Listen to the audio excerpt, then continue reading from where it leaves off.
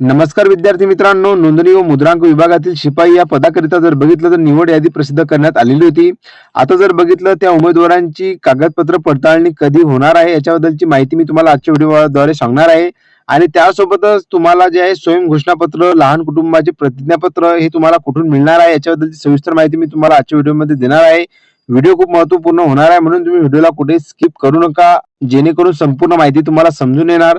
तर चला आपण व्हिडिओला सुरुवात करूया. तर बघा, तुम्ही इथं बघू शकता की शिपाई भरतीतील कागदपत्र पडताळणीबाबत महत्त्वाची सूचना देण्यात आलेली आहे.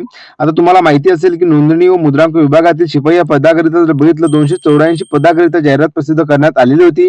आता त्यातील जर बघितलं तुम्हाला मी मागच्या व्हिडिओमध्ये अपडेट दिलेली होती की निवड यादी जी प्रसिद्ध करण्यात आलेली आहे. टोटल जर बघितलं तर बघा, यामध्ये सांगण्यात आलेलं आहे की नोंदणी व मुद्रांक विभागातील शिपाई पद भरतीतील 1035 उमेदवारांचे कागदपत्र पडताळणीची यादी जी आहे विभागाच्या संकेतस्थळावर म्हणजे की वेबसाईटवर दिनांक 10/9/2025 रोजी प्रसिद्ध करण्यात आलेली आहे. आता बघा, याच्याबद्दलची पण मी तुम्हाला अपडेट जे आहे माझ्या युट्यूब चॅनलवरती दिलेली आहे. आणि जेवढ्या काही उमेदवारांची निवड झालेली आहे त्याच्याबद्दलची जी पीडीएफ आहे मी माझ्या टेलिग्रामवरती तुम्हाला शेअर केलेली आहे. आता बघा, यामध्ये काय सांगण्यात आलेलं आहे आणखी की सदर यादीमधील 1035 उमेदवारांची कागदपत्र पडताळणी कार्यक्रम हा दिनांक 23/9/2025 ते दिनांक 26/9/2025 पर्यंत सकाळी 10 ते सायंकाळी 6:15 दरम्यान ठेवण्यात आलेला आहे. तो खालीलप्रमाणे तुम्हाला देण्यात आलेला आहे. बघा, 23/9 या तारखेपासून तुमची जे कागदपत्र पडताळणीला सुरुवात होणार आहे. जे अंतिम तारीख जर बघितली 26/9, म्हणजेच की या 3 दिवसामध्ये तुमचं कागदपत्र पडताळणीचा कार्यक्रम चालणार आहे, तुम्ही लक्षात घ्या.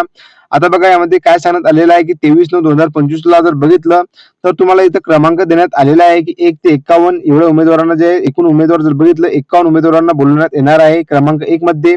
आणि क्रमांक 2 मध्ये जर बघितलं तर 52 पासून ते 102 पर्यंत, क्रमांक 3 मध्ये 103 पासून ते 153 पर्यंत. अशा प्रकारे जर बघितलं 23 तारखेला तुम्हाला बोलवण्यात येणार आहे. आता बघा, यामध्ये जर बघितलं तुम्हाला फक्त नंबर देण्यात आलेला आहे की 1 ते 51 विद्यार्थी. आता 1 ते 51 मध्ये कोणकोणते विद्यार्थी आहे त्यांचे नाव यामध्ये दिलेले नाही आहे. आता बघा, तुमचे नाव जर तुम्हाला बघायचे असतील तर याची सविस्तर पीडीएफ जी आहे तुम्हाला मी माझ्या टेलिग्रामवरती दिलेली आहे. त्यावरून तुम्ही बघून घेसाल, जेणेकरून तुम्हाला समजून येणार की तुम्हाला कोणत्या दिवशी जे आहे कागदपत्र पडताळणी करिता जावं लागणार आहे. आता बघा, 24/9/2025 ला जर बघितलं तर तुम्हाला टोटल जर बघितलं एकूण उमेदवार 260 बोलवण्यात येणार आहे. आणि 23/9 ला जर बघितलं 255 उमेदवार आहेत. 25/9 ला जर बघितलं तर बघा 260 आहेत. आणि 26/9/2025 या तारखेला जर बघितलं 260 आहेत. असे जर बघितले टोटल तर बघा 1035 एवढ्या उमेदवारांना जर बघितलं तर कागदपत्र पडताळणी करिता बोलवण्यात आलेला आहे.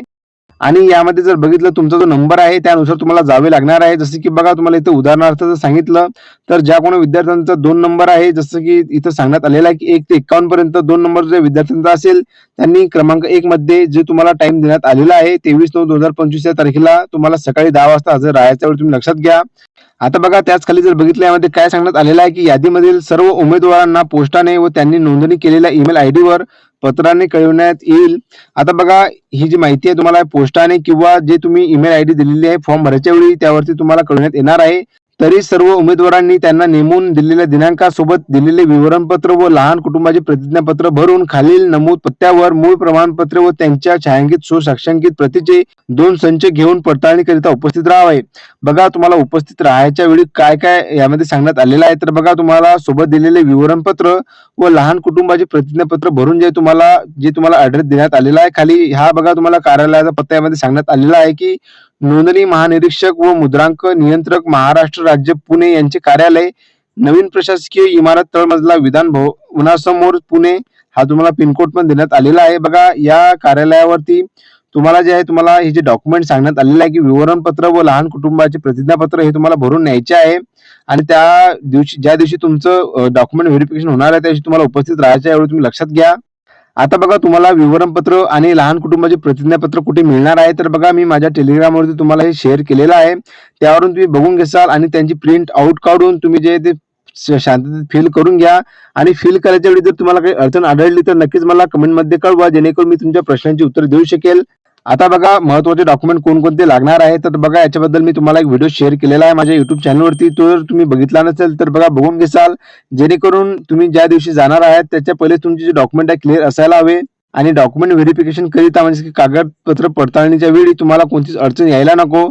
तर बघा, अशा प्रकारची आजची महत्त्वपूर्ण माहिती होती. व्हिडिओ जर का तुम्हाला आवडला असेल तर नक्कीच लाईक शेअर कमेंट करायला विसरू नका. तर चला, भेटू आपण नवीन व्हिडिओमध्ये नवीन भरतीची अपडेट घेऊन. धन्यवाद.